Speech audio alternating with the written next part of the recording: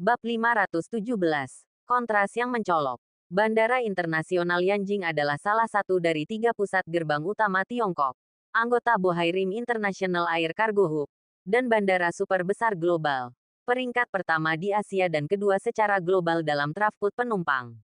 Pada pukul 3 sore, Wang Mengnan tiba di Bandara Internasional Yanjing bersama ayahnya, Wang Feng, dan ibunya, Wu Fang, sebelum berpisah. Wang Mengnan pergi ke pintu keluar bandara untuk menemui Qin Feng, sementara Wang Feng dan Wu Fang memasuki bandara, bersiap untuk terbang meninggalkan Beijing dan kembali bekerja. Setelah mengetahui penculikan Wang Mengnan, mereka menaruh semua harapan mereka pada Qin Feng, yang memenuhi harapan mereka dan menyelamatkannya. Mereka segera bergegas ke Yanjing dari tempat kerja mereka. Khawatir bahwa putri mereka akan sangat trauma oleh penculikan itu, mereka mencoba untuk tetap di sisinya dan menawarkan kenyamanan. Namun, Wang Mengnan telah menghabiskan 2 hari terakhir mengkhawatirkan keselamatannya. Mereka awalnya ingin pergi bersamanya untuk menemuinya dan mengungkapkan rasa terima kasih mereka secara langsung, tetapi dia menolak. Qin Feng mempertaruhkan nyawanya untuk menyelamatkan putri kita, dan kita berutang budi padanya. Wang Feng berkata sambil berjalan menuju loket bersama istrinya, Wu Fang, untuk menukar boarding pass. Terakhir kali, dia membantu keluarga Wang kita mengatasi kesulitan. Karena tekanan keluarga, kita memaksa Mengnan dan Qin Feng pergi. Kali ini, kita tidak bisa melakukan itu. Ya, Wu Fang mengangguk. Tetapi di saat yang sama merasa sedikit khawatir. Lalu membiarkan Mengnan mengikutinya tanpa nama atau status. Bukannya tanpa nama atau status. Lagi pula, dia belum menikah. Dengan begitu, meskipun Mengnan bersamanya, itu tidak bisa dianggap sebagai akhlak, apalagi aib bagi keluarga. Wang Feng menggelengkan kepalanya dan berkata, untuk kedepannya, jika Qin Feng benar-benar menikahi gadis dari keluarga Li, tidak akan terlambat untuk menghentikan Mengnan. Aku yakin saat itu, baik Mengnan maupun Qin Feng tidak akan menyalahkan kita. Baiklah, aku akan mendengarkanmu. Lalu kau pergi dan bicara dengan keluarga. Wu Fang mengangguk, lalu bertanya. Tentu saja tidak, kata Wang Feng tegas. Qin Feng nyaris lolos dari maut kali ini. Mustahil bagi mereka, termasuk ayah, untuk bersikap begitu kejam dan memaksa mereka berpisah lagi. Masuk akal. Wu Fang setuju dengan analisis Wang Feng. Ngomong-ngomong, kenapa kau menolak undangan makan malam Zhou Tao? Aku rasa menolaknya seperti ini akan membuatnya semakin merasa bersalah. Wang Feng tak kuasa menahan diri untuk bertanya. Setelah ia dan istrinya, Wu Fang, tiba di Yanjing, Zhou Tao, Kepala Biro Pusat Interpol Tiongkok, telah menelepon mereka, menawarkan untuk mentraktir mereka makan malam dan meminta maaf secara langsung. Tetapi Wu Fang tidak setuju. Jadi Wang Feng terpaksa menolak dengan sopan. Aku menolak undangan makan malamnya demi kebaikanmu sendiri, desah Wu Fang. Dengan kata lain, menurutmu aku harus pergi atau tidak? Apa maksudmu? Wang Feng bingung sejenak. Coba pikirkan. Kemalangan Mengnan di Jepang disebabkan oleh kelalaian bawahannya. Bahkan mungkin kelalaian tugas. Meskipun Mengnan akhirnya kembali ke Tiongkok dengan selamat, dia mungkin merasa sangat bersalah. Dalam situasi seperti ini, jika dia mengundang kita makan malam dan aku tidak pergi, dia akan berpikir aku punya dendam padanya. Sebaliknya, jika aku pergi, akan canggung baginya untuk meminta maaf secara langsung. Bagaimanapun, itu akan memengaruhi hubungan kalian. Wu Fang menjelaskan. Tapi sekarang, jika kita menolak dengan sopan, dia mungkin akan kesal sejenak. Tetapi lain kali kau datang ke Beijing sendirian, makan malamlah dengannya dan semuanya akan baik-baik saja. Lagi pula, tanpa aku di dekatmu, banyak hal akan jauh lebih mudah untuk kalian berdua bicarakan. Kau terdengar cukup masuk akal, renung Wang Feng. Kau, setelah menghabiskan terlalu lama di militer, terbiasa bersikap keras dan memiliki kepribadian yang lugas, kata Wu Fang sambil tersenyum kecut. Wang Feng tersenyum tanpa keberatan, lalu mengantre untuk mengambil boarding pass-nya. Sementara itu, di kantor Zhou Tao di Biro Pusat Interpol di Tiongkok, Li Shuai berdiri tegak di depan meja Zhou Tao. Kepalanya tertunduk, seperti anak kecil yang telah berbuat salah, tak berani bernapas. Apakah kau menungguku bertanya, atau kau akan memberitahuku? Tanya Zhou Tao dengan suara dingin dan rendah. Seperti yang ditakutkan Wang Feng. Zhou Tao tidak dapat meminta maaf kepada Wang Feng dan Wu Fang secara langsung karena mereka telah menolak undangannya. Ia merasa semakin bersalah dan marah atas kelalaian Li Shuai dalam menjalankan tugasnya. Direktur, maafkan saya. Kelalaian saya hampir menyebabkan kematian Kamerat Wang Mengnan. Saya bersedia menerima hukuman apapun. Aku Li Shuai sambil menundukkan kepala. Apakah saya memanggil Anda ke sini untuk mengakui kesalahan saya? Katakan. Mengapa Anda tidak menjawab panggilan telepon atau pesan Qin Feng? Dan mengapa Anda tidak memberitahu Wang Mengnan tentang peringatannya? Tanya Zhou Tao. Menurutnya, jika Li Shuai menjawab panggilan Qin Feng, atau jika Wang Mengnan mengetahui peringatan Qin Feng dan tetap di bandara lalu terbang kembali ke Tiongkok, bahaya selanjutnya tidak akan terjadi. Wajah Li Shuai muram. Bingung bagaimana menjelaskannya. Ia tidak bisa memberitahu Zhou Tao bahwa ia tidak menjawab panggilan Qin Feng atau menganggap serius peringatannya karena berprasangka buruk terhadapnya. Atau karena ia iri dengan hubungan dekatnya dengan Wang Mengnan. Karena kau tidak mau bicara. Berkemaslah dan pergilah. Pergilah kemanapun kau suka. Kau tidak perlu tinggal di sini lagi. Melihat Li Shuai tetap diam, Zhou Tao marah dan membanting meja, menyuruh Li Shuai keluar. Kejadian ini, selain membuat dirinya merasa sangat bersalah terhadap Wang Feng dan Wu Fang, juga membuatnya ditegur oleh atasannya. Terlebih lagi, polisi Tiongkok telah kehilangan muka di Interpol, dan ia pun dipenuhi amarah. Direktur, alasan saya tidak menelepon balik Qin Feng atau memberitahu Meng Nan adalah, pertama, karena saya tidak tahu apa yang akan dia katakan pada awalnya. Dan ketika dia mengirim pesan lagi, saya sudah memblokir nomornya. Kedua, karena beberapa pengalaman masa lalunya, saya memiliki kesan yang sangat negatif terhadapnya. Dan petik 2. Dan apa? Tanya Zhou Tao dingin. Dan aku menyukaimu, Meng Nan. Dan kabarnya dia dekat dengannya. Jadi, petik 2. Li Shuai terdiam, merasa agak malu. Setelah mendengar penjelasan Li Shuai, Zhou Tao terdiam.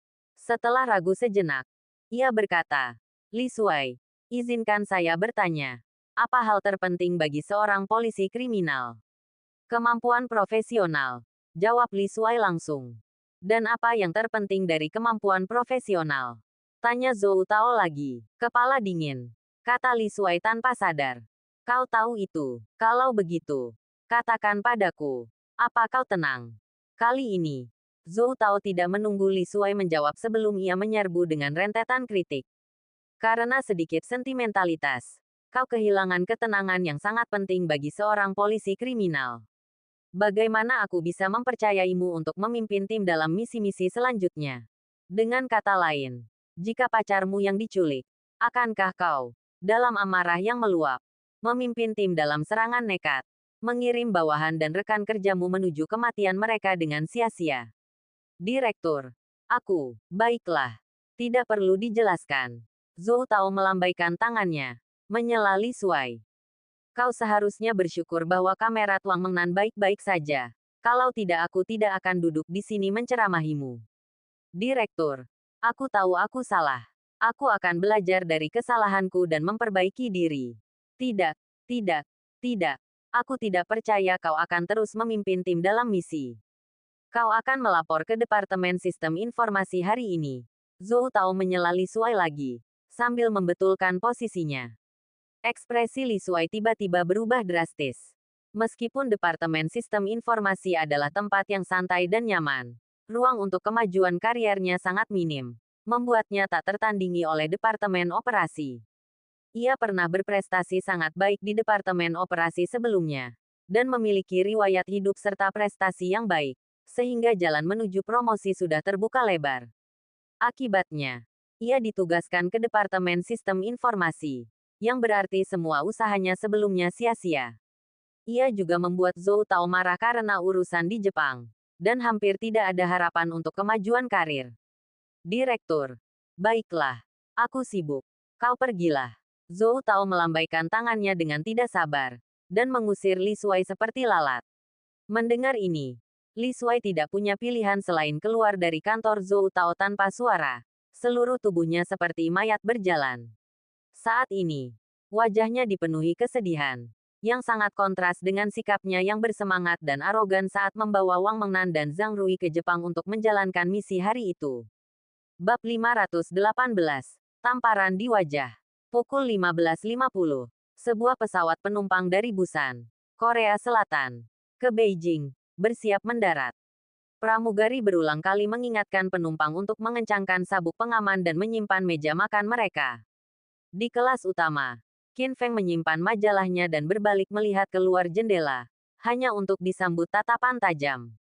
Tatapan itu jatuh pada seorang pemuda berpakaian rapi dan terhormat. Duduk di sebelahnya adalah seorang wanita muda jangkung dan ramping dengan wajah proporsional sempurna, fitur-fitur halus, dan sosok yang menarik. Wah, aku tahu kau terpesona oleh kecantikan Nona Jin, tapi aku tetap ingin mengingatkanmu. Ada pepatah Cina, seekor katak tidak boleh bermimpi memakan daging angsa. Nona Jin bukan tipemu. Pria muda itu memelototi Qin Feng dengan tajam dan berkata dalam bahasa Cina yang terbata-bata. Juga, kuingatkan kau, menatap gadis cantik seperti itu cukup kasar. Meskipun kalian orang Cina dikenal kasar. Kau terlalu banyak berpikir. Aku tidak tertarik dengan operasi plastik. Kata-kata pemuda itu terngiang di telinganya. Dan Qin Feng merasakan rasa superioritasnya yang kuat. Berkata dengan tenang. Juga, kuingatkan kau, ini Tiongkok. Sebaiknya kau berhati-hati dengan kata-katamu. Atau sesuatu yang buruk mungkin terjadi. Kata-kata Qin Feng membuat wajah wanita muda itu berubah warna. Dan ia memelototinya dengan marah. Kau, wajah pemuda itu menjadi gelap. Ia ingin mengatakan sesuatu yang kasar. Tetapi mengingat peringatan Qin Feng dan melihat bahwa ia sekuat anak sapi, ia pun menelan kembali kata-katanya. Setelah mengatakan itu, Qin Feng mengalihkan pandangannya, mengabaikan pasangan muda itu sepenuhnya. Ia memperhatikan keduanya karena ia tak sengaja mendengar percakapan mereka.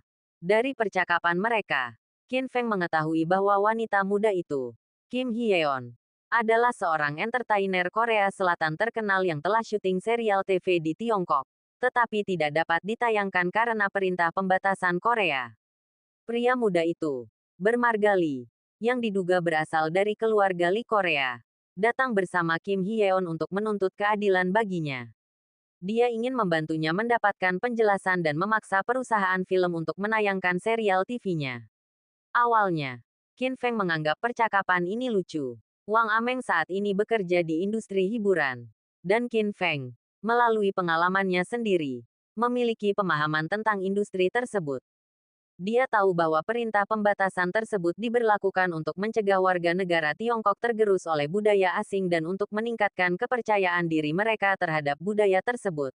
Dan juga karena Korea Selatan sebelumnya telah membuat marah Tiongkok atas proyek militer dengan Amerika Serikat. Dalam situasi seperti itu, bahkan kedatangan seorang pemuda yang dicurigai berasal dari keluarga Lee Korea, apalagi Presiden Korea Selatan, tidak akan banyak berguna. Selain itu, ada alasan lain yang menarik perhatian Qin Feng. Perusahaan film dan televisi yang dibicarakan kedua pria itu kebetulan milik Wang Ameng. Dia telah berspekulasi tentang bagaimana Wang Ameng akan menghadapi pasangan muda itu. Dan meskipun dia menghibur dirinya sendiri, senyumnya terkesan vulgar bagi pasangan muda itu. Membuat Jin Xian jijik dan membuat pemuda itu kesal, yang menyebabkan insiden itu. 10 menit kemudian, pesawat penumpang mendarat di Bandara Internasional Yanjing sesuai jadwal. Setelah berhenti di tempat parkir yang ditentukan, pramugari memandu penumpang keluar pesawat dengan tertib, mengucapkan selamat tinggal.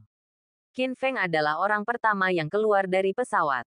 Sejak berdiri hingga meninggalkan kabin, ia bahkan tidak melirik pasangan muda itu, menganggap insiden itu sebagai insiden kecil dan memperlakukan mereka seperti bukan apa-apa. Orang Cina yang kasar. Kemudian, pemuda dari keluarga Korea itu, ditemani Jin Xian dan agennya, keluar dari kabin. Ia tak kuasa menahan diri untuk mengumpat di belakang Qin Feng. Orang Cina tidak hanya kasar, tetapi juga munafik. Dia menatapku dengan kasar, bahkan dengan senyum mesum itu. Namun dengan munafik mengatakan sesuatu seperti itu. Orang seperti dia ditakdirkan untuk melajang, bisik Jin Xian. Kata-katanya dipenuhi kekesalan dan sarkasme. Qin Feng mendengar percakapan mereka tetapi mengabaikannya, dan berjalan keluar bandara. Di pintu keluar bandara, Wang Mengnan berdiri di antara kerumunan. Dengan penuh semangat memperhatikan para penumpang yang datang. Mencari Qin Feng di antara kerumunan. Wajahnya dipenuhi kerinduan. Sementara itu, para pria di pintu keluar terus menatap Wang Mengnan. Lebih dari sekali. Semua itu karena penampilannya yang begitu memukau hari ini. Untuk bertemu Qin Feng di bandara, ia menghabiskan 2 jam yang langka untuk berdandan dengan cermat. Rambutnya yang tergerai terurai. Wajahnya dipoles riasan tipis. Dan ia mengenakan gaun merah berleher V.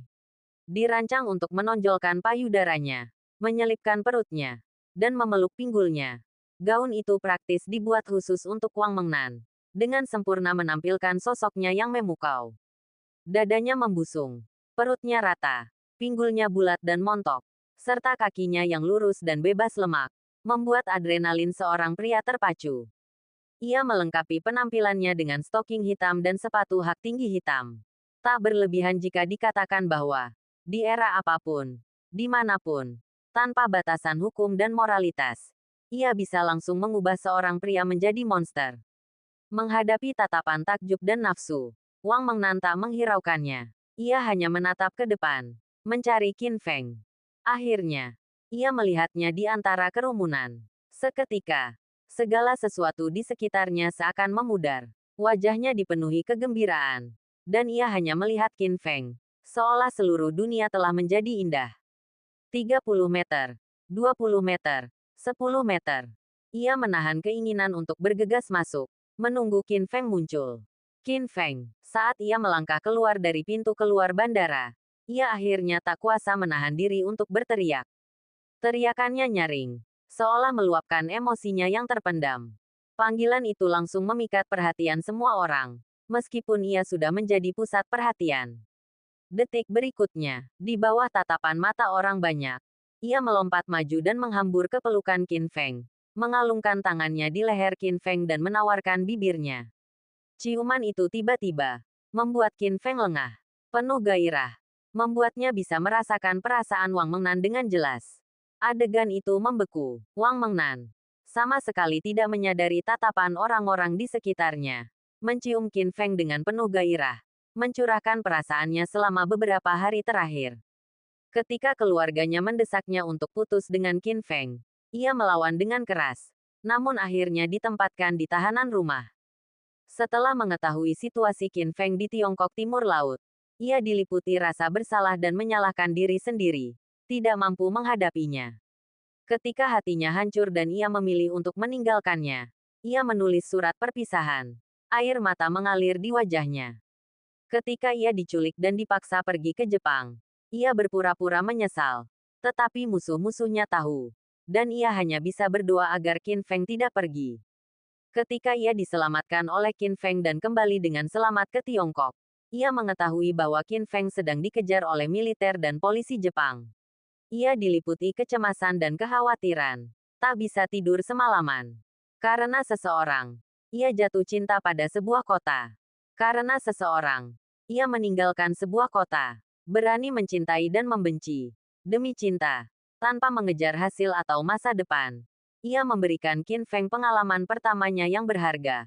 Memilih untuk bersamanya. Dan ia tak pernah menyesalinya. Merasakan pendekatan Wang Mengnan, Qin Feng seolah memahami hatinya. Ia meletakkan tasnya, menangkup wajah Wang Mengnan, dan menciumnya dengan penuh gairah. Melihat pemandangan ini, hampir semua wajah pria dipenuhi rasa iri dan benci. Ingin menggantikan Qin Feng. Para wanita pun sama-sama iri dengan cinta yang berani ini. Pada saat yang sama, pemuda dari keluarga Korea, Lee, dan Kim Hyeon, muncul dari pintu keluar bandara, dengan jelas menyaksikan pemandangan itu. Seketika, mereka terdiam. Wajah mereka dipenuhi rasa tak percaya saat menyaksikan Qin Feng dan Wang Mengnan berciuman dengan penuh gairah. Seolah-olah mereka telah menyaksikan hal yang paling luar biasa di dunia. Dari segi penampilan, bentuk tubuh, dan temperamen, Jin Xian jauh lebih unggul daripada Wang Mengnan. Dan ia pun menjalani operasi plastik. Qin Feng, aku sudah merindukanmu sekali. Dan aku tidak akan melakukannya lagi. Saat mereka berciuman, Wang Mengnan melepaskan diri. Matanya memerah. Air mata mengalir deras. Ia menatap Qin Feng dengan wajah penuh tekad. Mulai sekarang, meskipun itu berarti aku akan menjadi musuhmu, aku akan tetap berdiri teguh di sisimu. Gadis bodoh. Riasanmu luntur. Jadi kau tidak cantik lagi. Qin Feng tersenyum. Menyeka air mata dari wajah Wang Mengnan. Ayo pulang.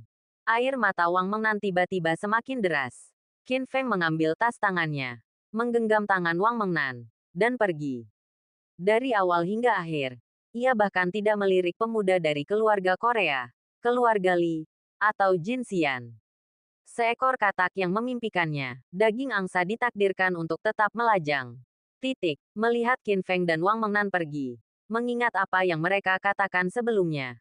Baik pemuda dari keluarga Li Korea maupun Jin Xian merasa seperti ditampar. Wajah mereka memerah. Saat ditampar, mereka berharap bisa menemukan lubang untuk merangkak masuk. Bab 519 Tuan Yevan. Saat langit di kejauhan mulai memucat, Qin Feng terbangun tepat waktu. Seperti biasa. Wang Mengnan berbaring di pelukannya. Memeluknya erat seperti gurita.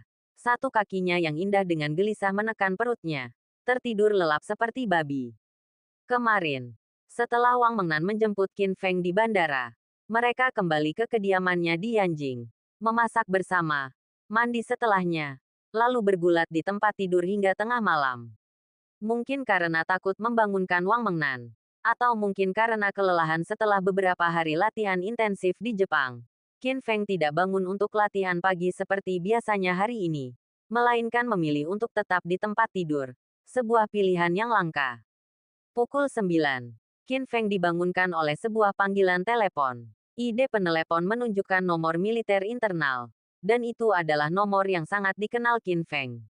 Itu adalah panggilan dari Wang Hucheng, pemimpin pasukan khusus Lijian.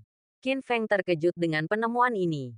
Kemudian, melihat Wang Mengnan membuka matanya, ia berkata, "Ini panggilan dari pemimpin lama." Begitu. Selesai berbicara, Qin Feng menarik lengannya dari bawah kepala Wang Mengnan, lalu berdiri, turun dari tempat tidur, dan berjalan ke ruang tamu sambil memegang ponselnya. Meskipun sudah lama tidak bertugas di militer, dan Wang Mengnan adalah kekasihnya, ia tahu seluk-beluk pasukan khusus Lijian dan selalu menaati peraturan kerahasiaan, sehingga ia tidak menjawab telepon di depan Wang Mengnan. "Wah, selamat ya. Kamu sudah kembali ke Tiongkok dengan selamat." Panggilan tersambung, dan suara Wang Hucheng terdengar dari penerima. Ia memberi selamat kepada Qin Feng dengan nada menggoda. "Komandan, dari nada bicaramu, kau tidak pernah menyangka aku bisa kembali hidup-hidup." Qin Feng bingung harus tertawa atau menangis. "Bukan begitu. Tapi aku khawatir. Dan semakin lama, semakin khawatir aku." Wang Hucheng mengakui bahwa ketika Matsui Tenin dan Miyamoto Takeno mengeluarkan perintah pembunuhan terhadap Qin Feng, ia yakin bisa lolos dari Jepang hidup-hidup. Namun ketika militer dan polisi Jepang bergabung untuk mengepung Qin Feng, ia merasa ragu. Akhirnya memang agak berisiko. Tapi untungnya, semuanya berhasil. Desah Qin Feng. Setelah membantai klan Chiba, ia sempat mempertimbangkan untuk pergi. Tetapi untuk membalaskan dendam tuannya, Yevan, ia akhirnya memilih pergi ke Hokkaido. Melakukan langkah terakhirnya yang tak terduga. "Untuk merayakan kemenanganmu, aku akan mentraktirmu makan siang dan mengajak seorang teman lama," kata Wang Hucheng sambil tersenyum. Oke, Qin Feng langsung menerima ajakan Wang Hucheng. Samar-samar menebak siapa teman lama itu. Tetapi ia tidak bertanya atau mengonfirmasi. Setelah panggilan telepon berakhir, Qin Feng kembali ke kamar tidur. Ponselnya di tangan. Wang Mengnan menyalakan lampu dinding kamar tidur dan bersandar di kepala tempat tidur. Tubuh bagian atasnya hampir terekspos ke udara. Payudaranya tampak megah. Mungkin karena suasana hati yang baik karena bisa bersama lagi dengan Qin Feng. Atau mungkin karena kenikmatan luar biasa yang telah ia berikan padanya malam sebelumnya. Tetapi wajah Wang Mengnan tampak merona dan bersemangat. "Menan, bosku memanggilku untuk makan siang. Jadi aku tidak bisa ikut denganmu," kata Qin Feng. "Baiklah." Wang Mengnan tidak bergosip tentang apa yang diinginkan bosnya. Sebaliknya, ia mengangguk pelan dan menatapnya dengan menggoda. "Kalau begitu, Bukankah seharusnya kau memberiku kompensasi? Kompensasi apa yang kau inginkan? Karena kita tidak bisa makan bersama. Apa kau akan memakanku? Tanya Wang Mengnan. Berguling dan duduk di pangkuan Qin Feng. Selimutnya terlepas, memperlihatkan tubuhnya yang menggoda di mata Qin Feng. Sesaat kemudian, tanpa menunggu sepatah kata pun, Wang Mengnan membungkuk dan menutup mulutnya dengan bibirnya yang berapi-api. Setelah 1 jam, latihan pagi Qin Feng dan Wang Mengnan berakhir. Wang Mengnan bermandikan keringat, terbaring tak bergerak di tempat tidur, hampir tidak bisa menggerakkan satu jari pun. Qin Feng membantu Wang Mengnan menyeka keringat di tubuhnya, lalu pergi ke kamar mandi terlebih dahulu. Pukul 11, Qin Feng meninggalkan kediaman Wang Mengnan dan naik taksi ke Kuanjude, restoran yang dipesan Wang Hucheng. Bebek panggang Kuanjude adalah hidangan khas Yanjing, juga dikenal sebagai yang terbaik di Tiongkok, dan merupakan tujuan favorit warga Yanjing untuk menjamu teman-teman dari berbagai daerah. Pukul 11.40, Qin Feng tiba di restoran Kuanjude yang dipesan Wang Hucheng. Memasuki ruang pribadi, ia mendapati Wang Hucheng dan teman lamanya belum tiba. Pukul 11.50, pintu ruang pribadi berderit terbuka, dan Wang Hucheng muncul sambil mendorong seorang pria berambut putih. Qin Feng berdiri mendengar suara itu, dan tertegun ketika melihat pria berambut putih di kursi roda. Meskipun ia samar-samar menduga bahwa teman lama Wang Hucheng adalah pria di kursi roda itu, ia tetap terkejut ketika pria itu benar-benar muncul. Karena pria itu tak lain adalah gurunya, Naga Fang. Ye Fan sebelumnya. Usia Ye Fan sebenarnya kurang dari 50, tetapi rambutnya sudah memutih, membuatnya tampak jauh lebih tua dari usianya yang sebenarnya. Semua ini karena pengalaman yang pernah dialaminya. Saat itu, ia dikepung oleh para prajurit kuat dari daftar dewa, termasuk Matsui Tenin. Ia kalah telak dan akhirnya dikalahkan. Tetapi musuh-musuhnya dengan sengaja mengampuni nyawanya, mematahkan kakinya dan menghancurkan kemampuan bela dirinya, membuatnya digulingkan dan lumpuh. Kehidupan yang lebih buruk daripada kematian. Setelah pertempuran itu, rambutnya memutih dalam semalam, dan ia menua 10 tahun. Tetapi ia selamat. Terus bertugas sebagai instruktur di pasukan khusus pedang, menyumbangkan sisa energinya dan melatih murid-murid. Qin Feng bukan satu-satunya muridnya, tetapi ia adalah muridnya yang paling berprestasi dan berharga. Setelah ragu sejenak, Guru, Qin Feng bergegas menghampiri Ye Fan, setengah berjongkok di tanah, dan menjabat tangan Ye Fan erat-erat. "Mengapa Anda di sini? Tidak ingin bertemu denganku?" kata Ye Fan sambil tersenyum kecut. "Tidak, tidak." Qin Feng menggelengkan kepalanya. "Aku tahu segalanya tentang kehidupanmu di Jepang. Hu Cheng memberitahuku bahwa kau kembali ke Yanjing. Jadi aku memintanya untuk memanggilmu dan berbicara denganmu." Ye Fan menjelaskan alasannya, menatap Qin Feng dengan tatapan bangga. Sejak lumpuh dalam pertempuran itu, ia hampir kehilangan harapan dalam hidupnya. Baru setelah Qin Feng muncul, ia menemukan harapan. Pertumbuhan Qin Feng hingga saat ini dan hal-hal luar biasa yang telah ia lakukan membuatnya, sebagai gurunya, sangat bangga. "Nak, apa kau menghalangi pintu dan tidak mengizinkan aku dan gurumu masuk?" Kali ini, Wang Hucheng berkata sambil tersenyum, tanpa menunggu Qin Feng berkata apa-apa. Qin Feng buru-buru berdiri dan, menggunakan kursi rodanya, mendorong Ye Fan ke ruang pribadi. Mereka bertiga duduk, dan pelayan segera menyajikan hidangan mereka. Sambil makan, mereka bertiga mengobrol, kebanyakan membahas masa Qin Feng di ketentaraan, tanpa membahas kepergiannya. "Aku akan menelepon. Kalian bicara dulu," kata Wang Hucheng setelah 1 jam, sambil memegang teleponnya. Mendengar kata-kata Wang Hucheng, baik Qin Feng maupun Ye Fan tahu bahwa Wang Hucheng sedang mencari alasan untuk pergi, sengaja memberi mereka, sang guru dan muridnya, ruang untuk berbicara. "Xiao Feng, aku tahu segalanya tentang masa tinggalmu di Jepang. Aku juga tahu bahwa rencana terakhirmu untuk menyerang Matsui Tenin adalah untuk membalaskan dendamku." Setelah Wang Hucheng pergi, Ye Fan mengganti topik pembicaraan dan mulai membahas masa tinggal Qin Feng di Jepang. "Guru, inilah yang harus kulakukan," Qin Feng berkata dengan tulus. "Jika bukan karenamu, takkan ada Long Yan nanti, dan takkan ada aku hari ini." "Aku tahu. Aku juga sangat tersentuh. Tapi kau terlalu berisiko melakukan ini, kata Yevan. Wajahnya awalnya menunjukkan sedikit emosi, lalu digantikan oleh kekhawatiran. Kau melakukan begitu banyak hal gila di Jepang, dan kau bisa kembali dengan selamat. Tentu saja, itu semua berkat kekuatanmu. Tapi kau tak bisa menyangkal bahwa ada juga sedikit keberuntungan. Misalnya, jika militer dan polisi Jepang mengepungmu setelah kau membantai markas organisasi jiwa shinobi, kemungkinan besar kau akan mati di Jepang. Ya, Qin Feng tidak menyangkalnya. Ia memanfaatkan perbedaan waktu itu untuk pergi ke markas aula shinobi untuk memasang bom, yang memang merupakan pertaruhan yang berisiko. Tuan, aku baik-baik saja, kan?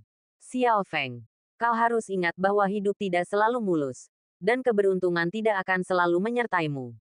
Nada bicara Yevan perlahan berubah serius. Ambil contoh saya. Perjalanan saya mulus dan saya tidak takut pada kekuatan bawah tanah manapun. Akhirnya, saya dikepung oleh Augulas dan anak buahnya. Dan semua kemampuan bela diri saya hancur. Agar tidak mengikuti jejak saya, Anda harus berhati-hati di masa depan dan jangan pernah mengambil risiko seperti kali ini. Saya tahu, Tuan. Qin Feng mengangguk. Lalu ragu-ragu dan bertanya, Tuan, apa sebenarnya yang terjadi ketika Anda dikepung saat itu? Saat itu, Dewan Kegelapan memanfaatkan perang saudara di sebuah negara Afrika dan mendirikan pangkalan rahasia di sana. Diam-diam menangkap orang hidup-hidup dan melakukan eksperimen pada manusia. Setelah berita itu tersebar, Perserikatan Bangsa-Bangsa memilih elit dari pasukan berbagai negara untuk membentuk pasukan penjaga perdamaian yang akan pergi ke sana guna menghentikan tindakan Dewan Kegelapan yang tidak bermoral. Saat itu, pasukan penjaga perdamaian berhasil menghancurkan markas Dewan Kegelapan di sana. Tetapi mereka telah memindahkan data dan spesimen eksperimen. Atas perintah, saya diam-diam menyusup ke markas Dewan Kegelapan lain dan mendapatkan data serta spesimen eksperimen. Namun, dalam perjalanan pulang, saya dicegat dan dibunuh oleh Augulas dan anak buahnya. Mereka kalah jumlah, dan saya sendiri bukan tandingan mereka. Dan saya juga tidak bisa melarikan diri. Akhirnya, mereka melumpuhkan saya, dan mengambil semua data dan spesimen eksperimen. Yevan tenggelam dalam ingatannya. Meskipun bertahun-tahun telah berlalu dan ia telah kembali tenang, nadanya masih tak mampu menyembunyikan amarahnya. Tuan, bagaimana mereka tahu rute kepulangan Anda? Qin Feng menyadari ada yang tidak beres. Saat itu, saya juga bingung. Kemudian, setelah analisis yang cermat, saya menyimpulkan bahwa itu mungkin ulah seorang pengkhianat. Lebih tepatnya, saya dikhianati oleh militer negara asing, kata Yevan. Mengapa mereka mengkhianati Anda? Qin Feng tercengang. Ada dua alasan. Pertama, saya terlalu agresif saat itu, menjadi duri dalam daging bagi pasukan militer berbagai negara. Kedua, ini semua tentang kumpulan data uji dan spesimen itu. Alis Yevan berkerut. Suaranya semakin dalam. Meskipun saya tidak tahu persis apa kumpulan data uji dan spesimen itu, saya yakin bahwa pertumbuhan kekuatan Augulas yang pesat selama bertahun-tahun, dominasinya di daftar dewa, kemungkinan besar berkaitan dengan hal itu. Petik 2.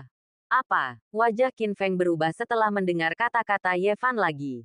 Jika apa yang dikatakan Yevan benar, niscaya itu akan menjadi peristiwa besar yang akan menggemparkan dunia seni bela diri, bahkan dunia.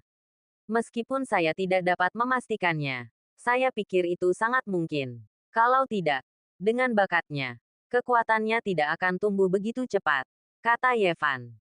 Guru, jika teori Anda benar, maka peristiwa ini sangat mungkin mengubah lanskap dan bahkan arah dunia ini. Qin Feng merasakan gelombang kegelisahan. Ya, jika kesimpulannya benar, Auguras dapat menggunakan data uji dan spesimen untuk menemukan cara meningkatkan kekuatannya dengan cepat, yang pada gilirannya dapat meningkatkan kekuatan bawahannya. Dengan demikian, Dewan Kegelapan saat ini dipenuhi para ahli. Petik 2. Selain itu, militer beberapa negara berkolusi dengan Dewan Kegelapan saat itu, kemungkinan besar memperoleh beberapa data uji dan spesimen, sehingga menghasilkan sekelompok individu kuat selama bertahun-tahun. Alis Yevan berkerut. Suaranya dipenuhi kekhawatiran. Jadi, apa yang disebut daftar dewa itu sebenarnya tidak akurat. Qin Feng merenung. Sekalipun kesimpulannya salah, daftar dewa itu tidak sepenuhnya akurat. Lagi pula, ada orang-orang di dunia ini yang tidak suka menjadi pusat perhatian. Apalagi beberapa pasukan rahasia.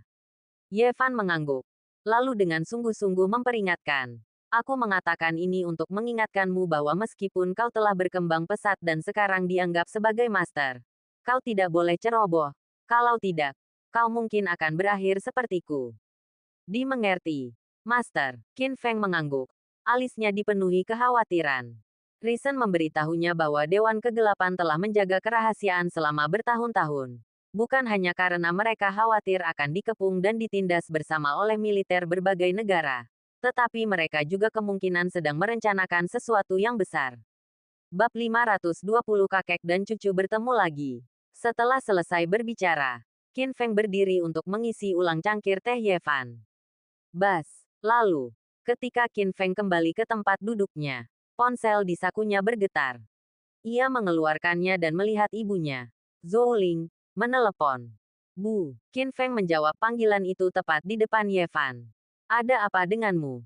Nak, kau bahkan tidak memberitahu keluargamu tentang hal seserius ini. Kau bahkan tidak meneleponku dan ayahmu ketika kau kembali ke Yanjing.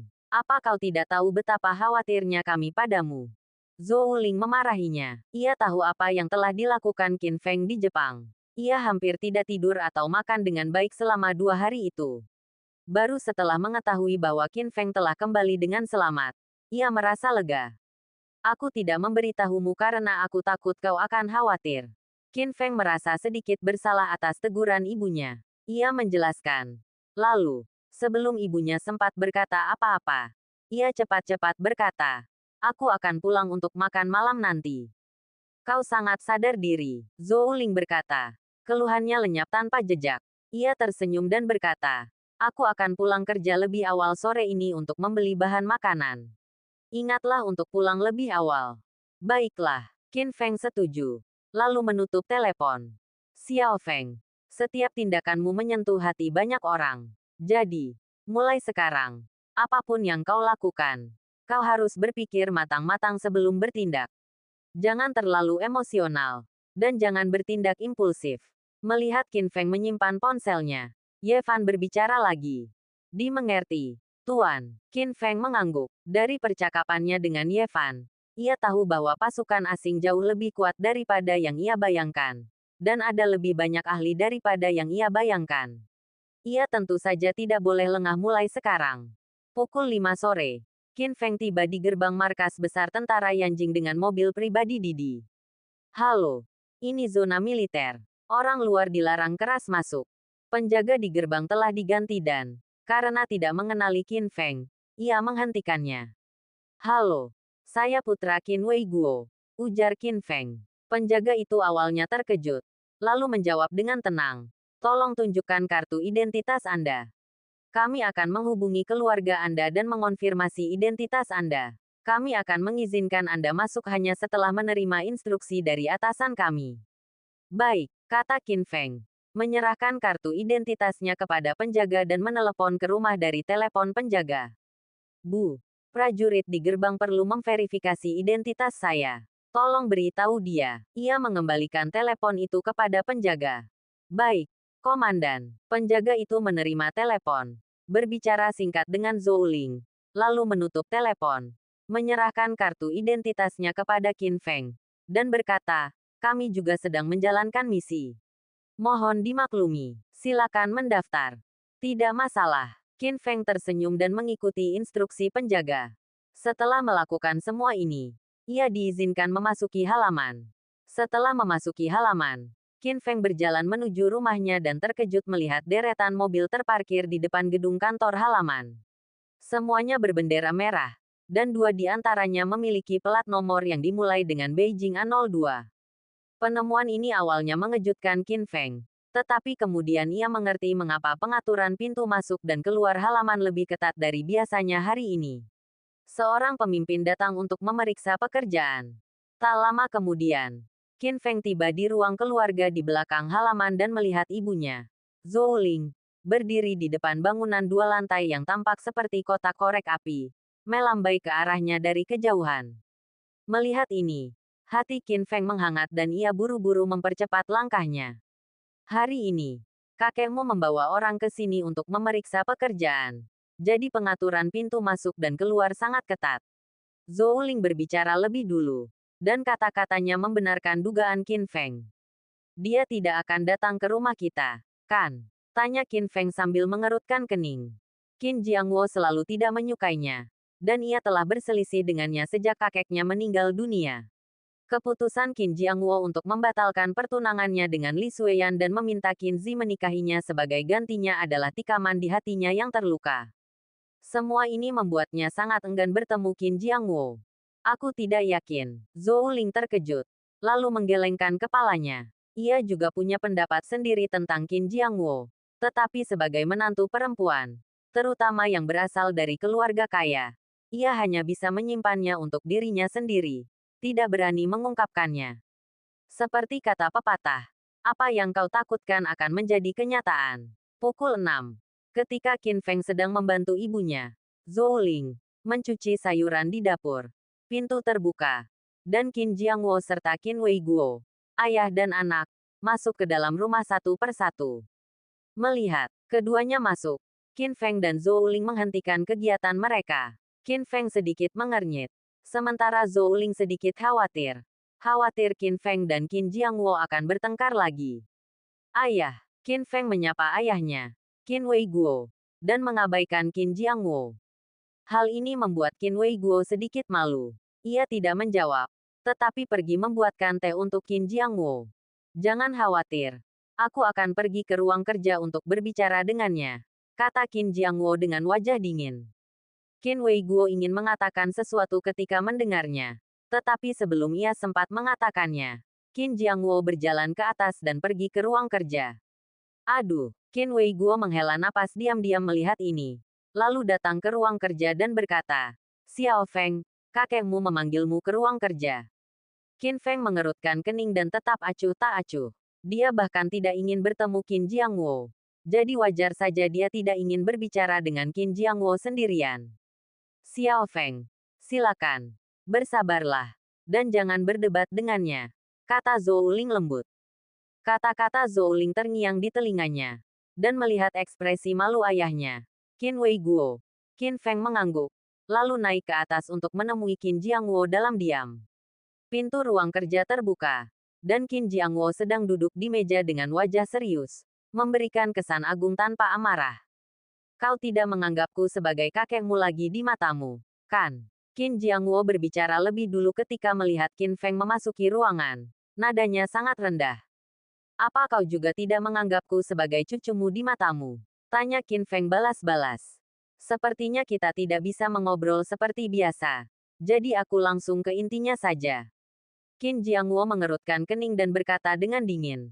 Aku tahu segalanya tentang masa tinggalmu di Jepang.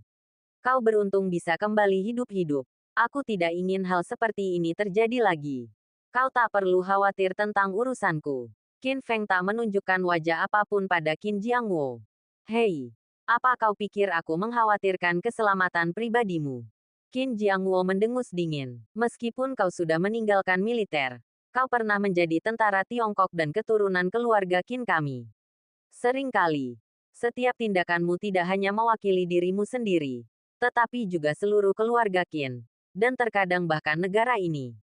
Apakah kau pikir tindakanku di Jepang telah mencemarkan nama baik keluarga Qin dan negara? Tanya Qin Feng. Alisnya semakin berkerut. Hanya karena itu tidak terjadi kali ini bukan berarti itu tidak akan terjadi lagi. Aku hanya memberitahumu, kata Qin Jiangwo serius. Tatapannya tertuju pada Qin Feng bagai pisau. Juga, aku peringatkan kau, hal-hal yang kau lakukan di luar negeri dilarang keras terjadi di negara asalmu. Jika kau menggunakan kekerasan dan melakukan apapun yang kau inginkan di negara asalmu, apa yang akan terjadi? Apakah akan ditangani oleh hukum keluarga atau hukum nasional? Sela Qin Feng sambil mencibir. Qin Jiangwo mengerutkan kening, menatapnya dingin tanpa menjawab. Aku tidak butuh pengingat, peringatan, atau perlindunganmu. Meskipun kau juga tidak akan melakukannya. Senyum Qin Feng tetap tak pudar. Ia menatap tajam kakeknya yang duduk di depannya dan berkata kata demi kata. Aku tidak butuh kau mengatur hidupku. Aku akan bertanggung jawab atas semua yang kulakukan. Kau, mendengar kata-kata Qin Feng lagi. Wajah Qin Jiangwo menjadi muram dan ia mencoba mengatakan sesuatu. Namun, sebelum ia sempat menyelesaikan kata-katanya, Qin Feng berbicara lagi. Tiba-tiba memotongnya. Sejak kau memutuskan untuk membatalkan pertunanganku dengan Sueyan dan menikahi Qin Zi, tidak ada hubungan di antara kita selain hubungan darah.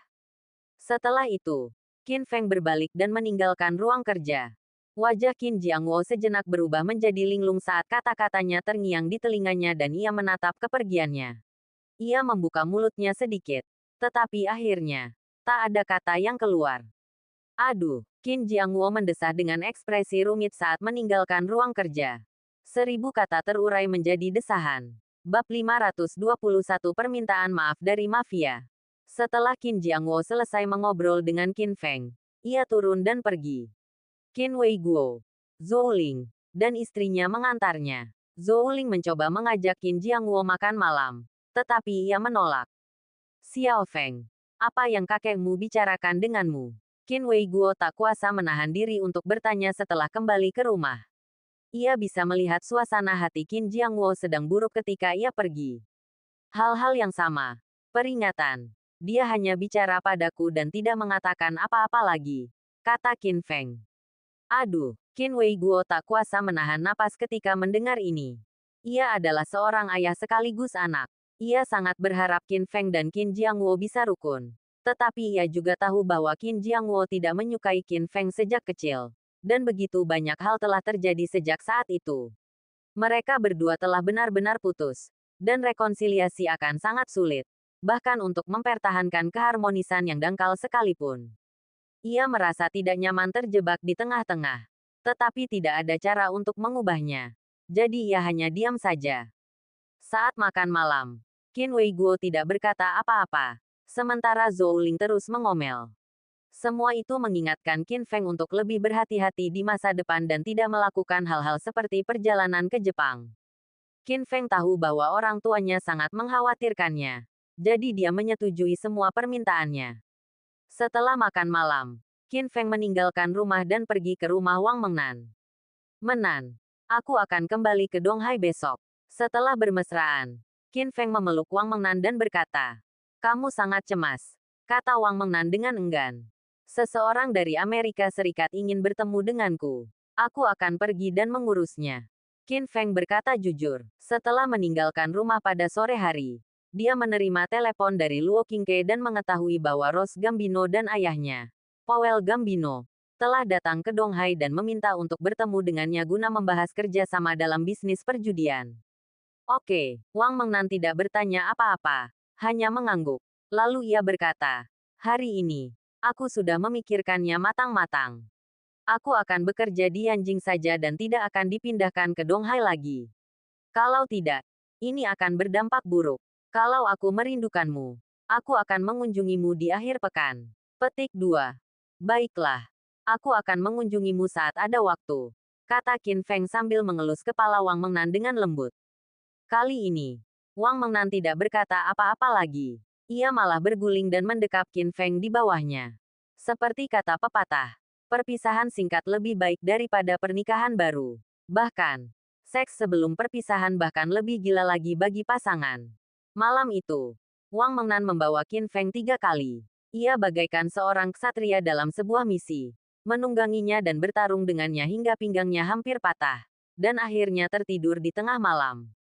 Keesokan harinya, pukul 4 sore, sebuah Rolls-Royce Phantom dan sebuah Maybach tua melaju ke Universitas Donghai, menimbulkan kehebohan. Hampir setiap pejalan kaki menatapnya, dan banyak mahasiswa mengeluarkan ponsel mereka untuk berfoto. Di antara mereka, Maybach yang lebih tua, dengan plat nomor Hangzhou Huzhu yang dihiasi 5 angka 6, sangat menarik perhatian. Di dalam Maybach, Luo Qingke duduk di kursi belakang. Hari ini, ia mengenakan mantel panjang hitam, celana kulit hitam, dan sepatu hak tinggi, memberikan tampilan yang keren dan elegan. Seiring waktu, ia secara bertahap beradaptasi dengan kemewahan dan glamor kehidupan kota, belajar bagaimana menjadi ibu baptis di dunia bawah Jiangsu Selatan. dan melepaskan kebiasaannya mengenakan jubah panjang, kehilangan aura seorang pejuang dan mendapatkan aura seorang bos yang kuat. Di dalam mobil, ia menatap kompleks keluarga Dongda di kejauhan, merasa sangat gembira karena segera bertemu Qin Feng. Sementara itu, di kursi belakang Rolls-Royce Phantom, Rose Gambino dan ayahnya, Powell Gambino, duduk. Mengikuti instruksi keluarga mereka, mereka tiba di Donghai kemarin sore dan pertama kali menghubungi Luo Qingke. Menurut intelijen mereka, Luo Qingke saat ini mengawasi urusan di dunia bawah delta Sungai Yangtze, menjabat sebagai salah satu juru bicara publik Qin Feng. Aku tak percaya dia memilih tinggal di sini, desah Rose di dalam Rolls-Royce Phantomnya. Karena pertumbuhan Qin Feng yang pesat dan tekanan dari keluarganya, ia akhirnya berkompromi, menelan harga dirinya, dan mengikuti ayahnya ke Tiongkok untuk meminta maaf kepada Qin Feng. Kau tidak tahu kenapa dia di sini? Tanya Powell. Aku tahu, dia di sini untuk melindungi dua wanita, kata Rose, lalu mengganti topik pembicaraan. Tapi mengingat kekuatannya saat ini dan pencegahan yang dimiliki Jepang sejak Perang Dunia I, tidak ada kekuatan yang berani menyerang siapapun yang dekat dengannya, apalagi menyusup ke Tiongkok yang dijaga ketat seperti itu. Meski begitu, dia tetap memilih tinggal di sini. Yang aneh bagiku. Kali ini, Powell tetap diam. Pemahamannya tentang Qin Feng serupa dengan Rose, terbatas pada informasi. Beberapa menit kemudian, mobil tiba di gerbang kompleks keluarga Dongda. Luo Qingke menginstruksikan pengemudi untuk parkir di tempat parkir di luar. Begitu mobil berhenti, Luo Qingke keluar terlebih dahulu. Setelah Powell dan Rose keluar, ia menuntun mereka menuju gerbang perumahan keluarga Donghai. Ya Tuhan, ada peri. Di gerbang perumahan keluarga, Maping melihat Luo Qingke, dan ia seperti menemukan dunia baru. Ia berseru dalam hati, dan matanya terbelalak. Setelah cedera terakhirnya, ia sedang cuti sakit dan baru masuk kerja awal semester ini. Ia juga menyesuaikan posisinya dan saat ini bertugas sebagai satpam di perumahan keluarga. Permisi, siapa yang Anda cari? Melihat Luo Qingke, Powell, dan Rose, ayah dan anak itu, Maping mengalihkan pandangannya dan bertanya dengan serius. Qin Feng, Tuan Qin, kata Luo Qingke. Anda mencari Xiao Feng. Dia baru kembali hari ini dan akan berada di rumah sekarang. Ketika Maping mendengar bahwa itu adalah teman Qin Feng, ia langsung bersemangat seperti disuntik darah ayam. Anda boleh masuk, tapi cepatlah. Pukul 1 siang, dia membuat janji dengan saya untuk makan malam dan minum-minum di sore hari. Petik 2.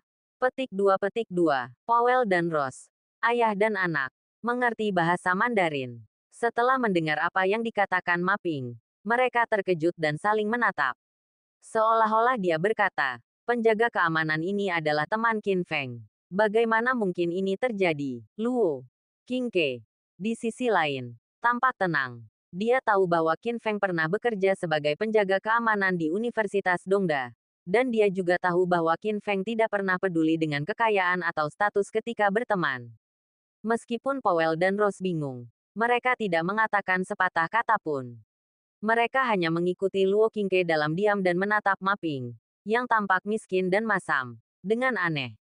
Tak lama kemudian, Luo Qingke membawa Powell dan Rose ke gerbang halaman, dan melihat Qin Feng duduk di bangku batu di halaman, seolah menunggu kedatangan mereka.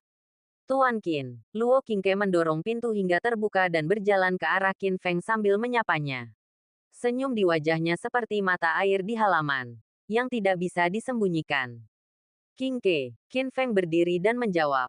Tatapannya tertuju pada Luo Qingke, sama sekali mengabaikan Powell dan Rose di belakangnya. Petik 2. Yang terhormat Tuan Qin, saya Powell Gambino. Dan ini putra saya, Rose Gambino. Meskipun Qin Feng tidak menghiraukannya, Powell tidak menunjukkan rasa tidak senang. Sebaliknya, ia mempercepat langkahnya dan melangkah maju, berbicara lebih dulu, memperkenalkan diri. Biasanya, nama Gambino akan menjadi simbol status dan kedudukan, yang membuatnya sangat bangga setiap kali mengucapkannya.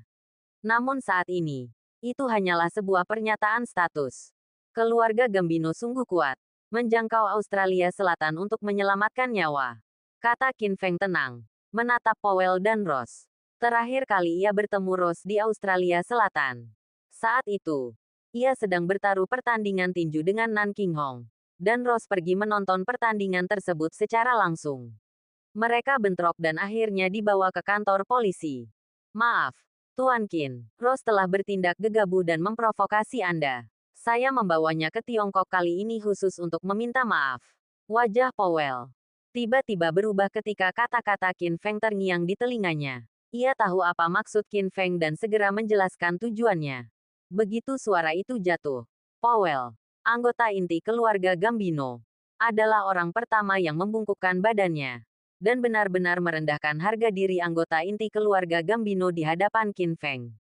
Rose tidak berani mengabaikannya. Ia membungkuk seperti ayahnya, Powell, dan menyampaikan permintaan maafnya kepada Qin Feng dengan cara ini. Minta maaf. Qin Feng menatap Powell dan Rose dengan penuh pertimbangan. Baik, Tuan Qin, demi menyampaikan permintaan maaf kami dan mendapatkan persahabatan Anda, kami bersedia untuk terus bekerja sama dengan grup Baixiong atau grup Hujiang dalam bisnis perjudian. Keuntungan akan dikurangi dari 46 poin menjadi 28 poin.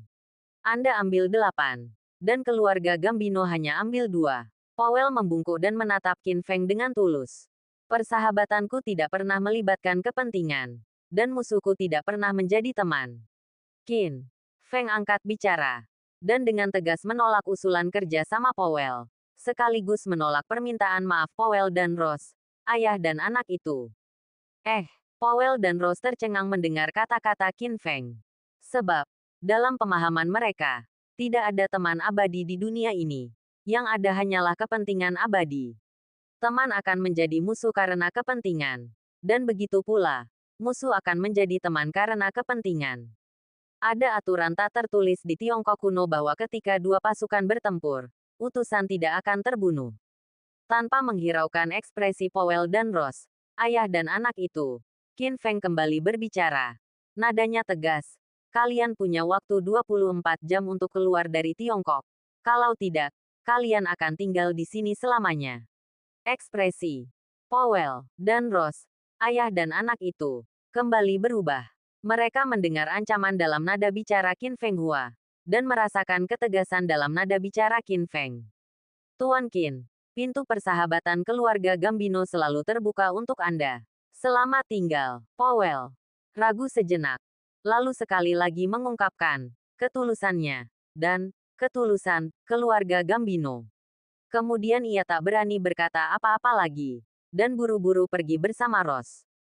Orang Amerika sungguh munafik, melihatmu begitu berkuasa di Jepang. Mereka mau mengakui kesalahan dan berteman denganmu. Apa yang mereka lakukan sebelumnya? Setelah Powell dan Rose pergi, Luo Qingke mencibir. Beginilah dunia ini. Ketika kau berkuasa dan mulia, semua orang bersedia berteman denganmu. Meskipun Qin Feng dan keluarga Gambino bukanlah musuh bebuyutan, latar belakang keluarga Gambino pernah terlibat dalam pengepungan Yevan dan merupakan salah satu pembunuh yang melumpuhkan Yevan. Dalam situasi seperti itu, bagaimana mungkin ia bisa mengubah musuh menjadi teman keluarga Gambino demi sedikit keuntungan dari bisnis perjudian? Tanda tanya. Baiklah, Luo Qingke mengangguk, dan tatapannya yang menatap Qin Feng sama sekali tidak menyembunyikan kekagumannya. Menurutnya, semua yang dilakukan Qin Feng di Jepang tidak cukup untuk disebut keajaiban. Petik 2. Ngomong-ngomong, Qingke, apakah ada hal penting yang terjadi baru-baru ini? Tanya Qin Feng. Kalau bicara hal penting, ada satu hal. Bab 522 sebuah firasat buruk. Apa alasan orang-orang itu ditangkap? Tanya Qin Feng setelah hening sejenak. Beberapa dicurigai beroperasi secara ilegal. Beberapa telah diungkap catatan kriminalnya. Tidak ada yang serius, kata Luo Qingke. Qingke, jual semua bisnis gelap di distrik Hongjiang sesegera mungkin. Atau pindahkan ke tempat lain. Qin Feng merenung sejenak dan mengambil keputusan. Ia memilih untuk menghindari Hongjiang. Atau lebih tepatnya, menghindari Qinzi. Ia tahu betul bahwa Qinzi sedang mencoba membalas dendam.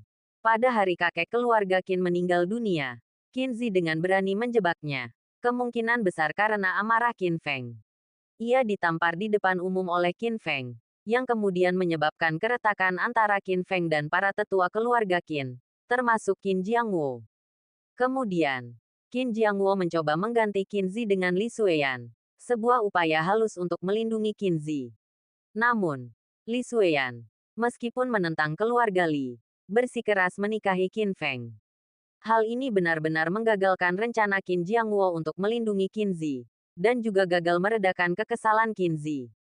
Baik, Tuan Qin, Luo Qingke mengangguk. Ia hanya tahu tentang perpisahan Qin Feng dengan keluarga Qin, dan tidak menyadari hubungan rumit antara Qin Feng dan Qinzi. Tetapi ia langsung menurut.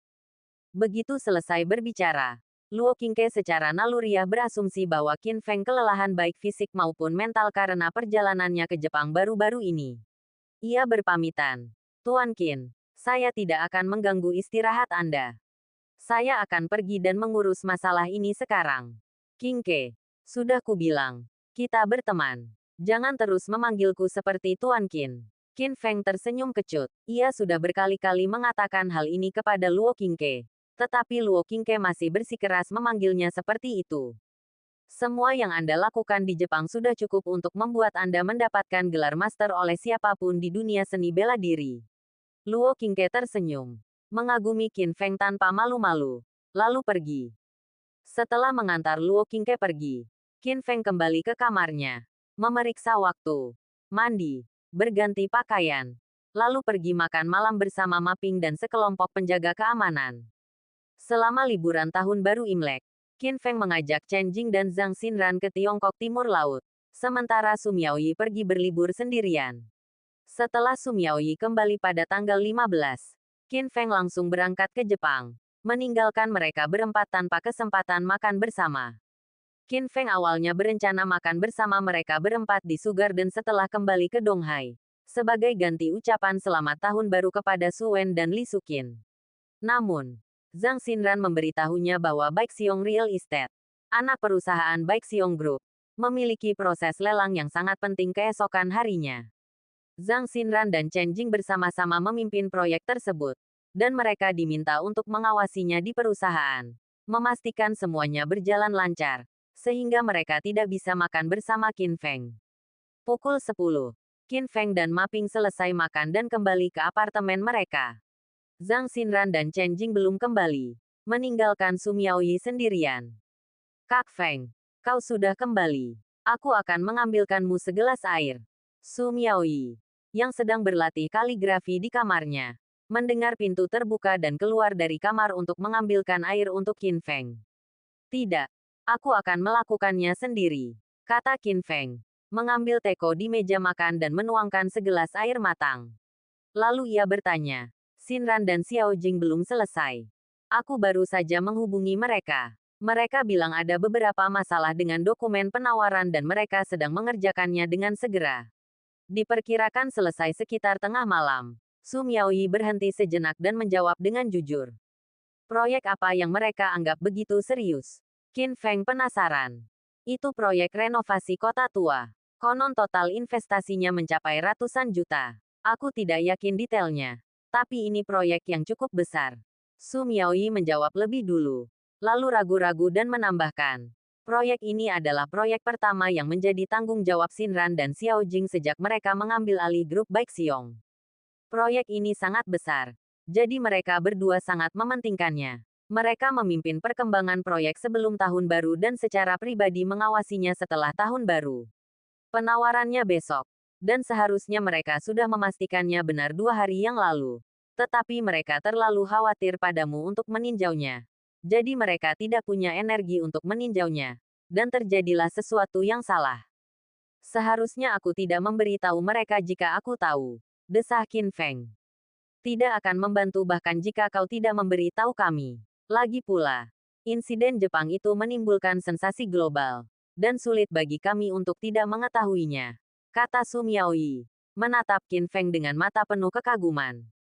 Meskipun semua yang dilakukan Qin Feng terasa asing dan tidak menarik baginya, ia tahu betul bahwa apa yang telah dicapainya di Jepang sungguh tak terlukiskan. Ajaib. Zhang Xinran dan Chen Jing tiba di rumah bahkan lebih lambat dari perkiraan Su Miaoyi. Tiba hampir pukul 1 dini hari. Su Miaoyi sudah tidur. Ia memiliki jadwal tidur yang baik. Selalu tidur dan bangun pagi. Seperti Zhang Xinran dan Chen Jing, Ia mengkhawatirkan keselamatan Qin Feng selama 2 hari terakhir dan tidak bisa tidur nyenyak. Sudah selesai, tanya Qin Feng saat memasuki ruang tamu setelah mendengar pintu terbuka. Setelah selesai berbicara, ia dapat dengan jelas melihat Zhang Xinran dan Chen Jing tampak lesu. Kulit mereka pucat. Mata mereka berat dengan lingkaran hitam, bahkan merah. Kau tahu kami lembur, tapi kau bahkan tidak datang mengunjungi kami. Sungguh tak berperasaan. Tegur Zhang Xinran. Raut lelahnya menghilang. Ia tiba-tiba bersemangat, seolah dipenuhi energi baru. Meskipun Qin Feng telah memberitahu dirinya, Chen Jing, dan Su Miaoyi saat tiba di Korea, ia masih agak senang melihatnya berdiri di hadapannya secara langsung. Kalau aku tahu kau akan pulang selarut ini, aku pasti akan membawakanmu camilan larut malam, kata Qin Feng. Sudah ku bilang, Zhang Xinran cemberut, lalu berkata, untuk menghukummu, ceritakan tentang perjalananmu ke Jepang. Xinran, kau kurang tidur beberapa hari ini. Lelang dibuka besok pagi pukul 8. Dan kami harus tiba di sana paling lambat pukul 7.30. Sebaiknya kau istirahat, kata Chen Jing. Tidak seperti Zhang Xinran. Ia bukan orang yang suka bergosip. Lagi pula, baginya, pengalaman Qin Feng di Jepang tidaklah penting. Yang penting adalah kepulangannya dalam keadaan hidup. Lagi pula, ia tahu bahwa Zhang Xinran, yang didorong oleh ambisi, telah bergabung dengan manajemen dan operasional Baixiong Group. Ini adalah proyek pertama Zhang Xinran, dan ia menganggapnya sangat serius. Zhang Xinran ingin membuktikan bahwa ia bisa melakukan yang lebih baik, agar tidak tertinggal dan menjadi beban bagi Qin Feng.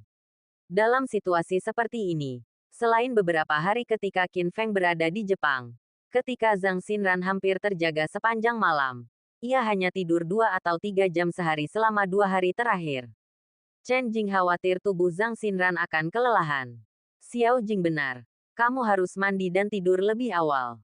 Qin Feng melihat bahwa Zhang Xinran dan Chen Jing berada dalam kondisi fisik dan mental yang sangat buruk, dan hanya memaksakan diri. Jadi ia mengangguk setuju. Baiklah. Kalau begitu ketika kita memenangkan proyek dan merayakannya, aku akan mendengarkan kisah legendarismu di Jepang.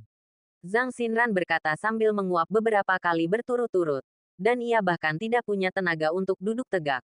Cepat tidur. Aku akan mengantarmu ke tempat lelang besok pagi. Di mana lokasinya? Tanya Qin Feng. Saudara Feng. Di gedung pemerintah distrik Hongjiang. Jawab Chen Jing. Hongjiang. Qin Feng berhenti sejenak. Lalu bertanya. Ku dengar Miaoyi bilang kau bertanggung jawab atas proyek renovasi kota tua. Mungkinkah itu proyek distrik Hongjiang? Ya, kami sudah berusaha keras untuk terlibat dalam proyek ini. Dan kami cukup yakin akan menang, kata Zhang Xinran sambil mengepalkan tinjunya. Secerca kebanggaan terpancar di wajahnya yang lelah. Saat itu, ia merasa bangga pada dirinya sendiri dan Chen Jing atas kerja keras dan kesuksesan mereka yang akan datang. Namun, Qin Feng mengerutkan kening pelan. Firasat buruk membuncah di hatinya.